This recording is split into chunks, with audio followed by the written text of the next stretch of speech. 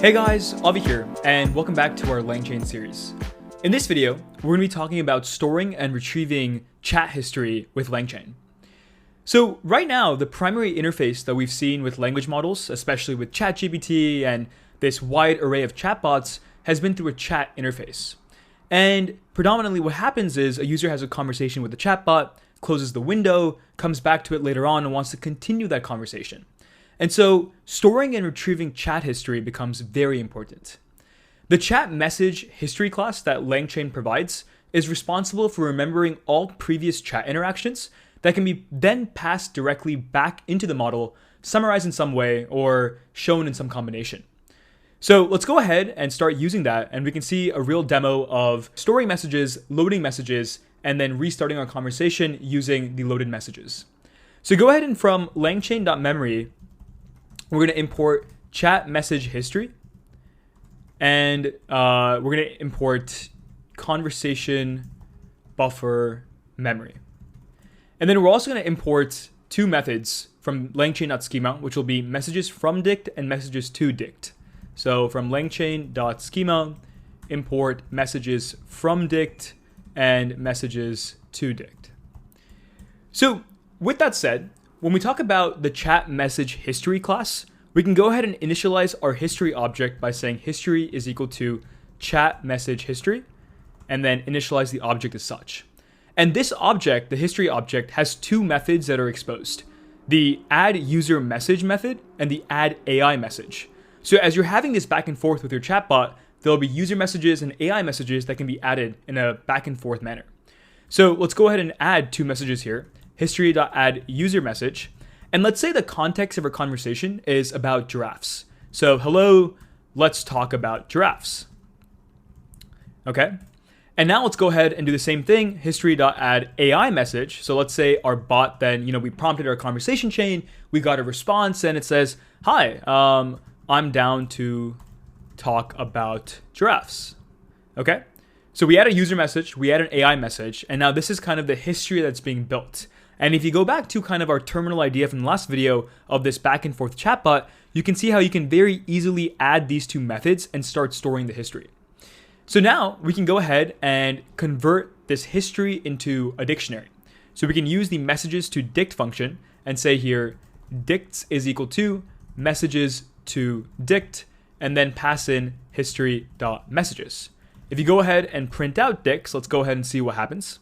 So you can see that we now have type human, data is this content, hello, let's talk about giraffes. And then we have a type AI where the data is content, hi, I'm down to talk about giraffes. So great, we were able to take our chat message history and store that as a dictionary. Now we can go ahead and load this dictionary into a new kind of variable using the messages from dict function. So let's say that we now want to load these messages up. We can say new messages is equal to messages from dict, and then pass in our dicts. So this will run, and now our new messages variable will hold the messages that we can then use as the buffer of our conversation chain.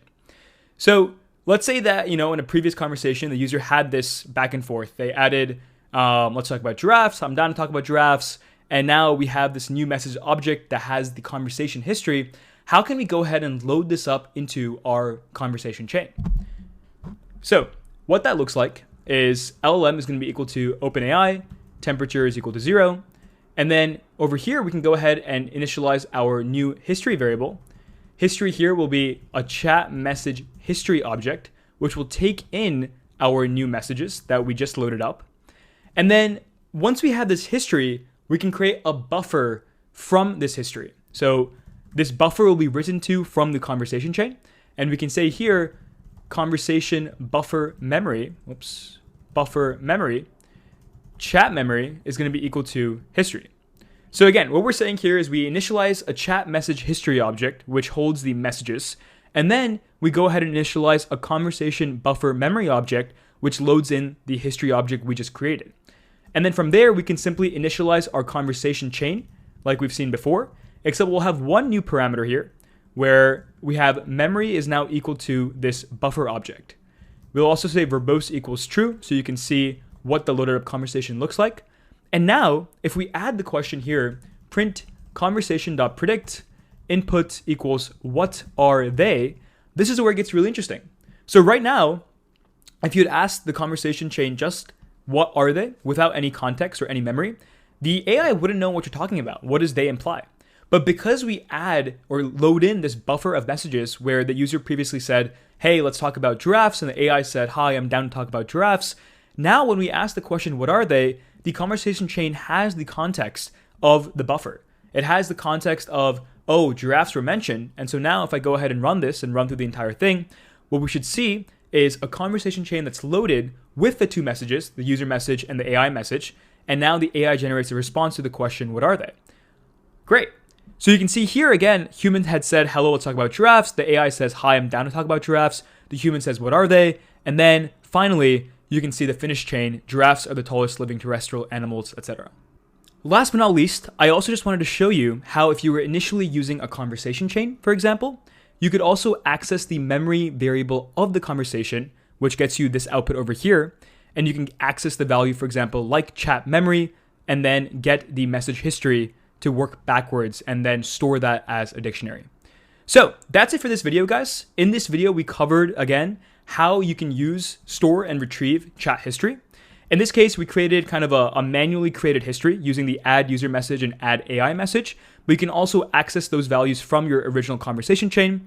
Once you've stored the messages as a dictionary, you can load them up from the dictionary, and then you can initialize a new history object and then a buffer memory object, which can then be passed into the conversation chain as memory.